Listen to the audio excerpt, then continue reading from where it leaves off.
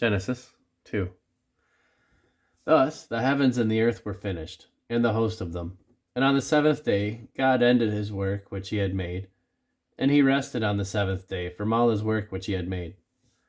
And God blessed the seventh day and sanctified it, because that in it he had rested from all his work which God created and made.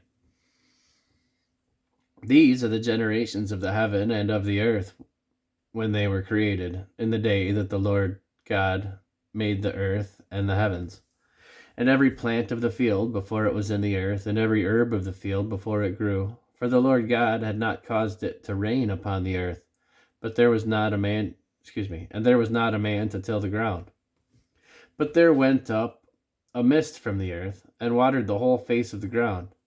And the Lord God formed the man of the dust of the ground, and breathed into his nostrils the breath of life, and man became a living soul. And the Lord God planted a garden eastward in Eden, and there he put the man whom he had formed. And out of the ground made the Lord God to grow every tree that is pleasant to the sight, and good for food, the tree of life also in the midst of the garden, and the tree of knowledge of good and evil.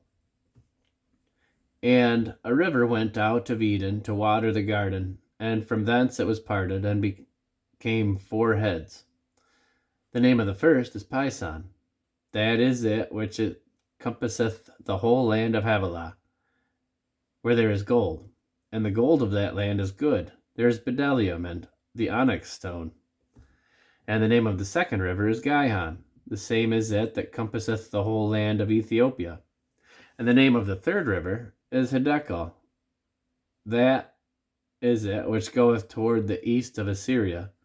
And the fourth river is Euphrates. And the Lord God took the man, and put him into the garden of Eden to dress it, and to keep it. And the Lord God commanded the man, saying, Of every tree in the garden thou mayest freely eat, but of the tree of the knowledge of good and evil thou shalt not eat of it, for in the day that thou eatest thereof thou shalt surely die. And the Lord God said, It is not good that the man should be alone. I will make him an help meet for him. And out of the ground the Lord God formed every beast of the field and every fowl of the air, and brought them unto Adam to see what he would call them. And whatsoever Adam called every living creature, that was the name thereof. And Adam gave names to all cattle, and to the fowl of the air, and to every beast of the field. But for Adam there was not found an help meet for him. And the Lord God caused a deep sleep to fall upon Adam, and he slept. And he took one of his ribs, and closed up the flesh instead thereof. And the rib which the Lord had taken from the man, he made a woman, and he brought her unto the man. And Adam said, This is now the bone of my bones, and flesh of my flesh. She shall be called woman, because she was taken out of man. Therefore shall a man leave his father and his mother, and shall cleave unto his wife, and they shall be one flesh. And they were both naked, the man and his wife, and were not ashamed.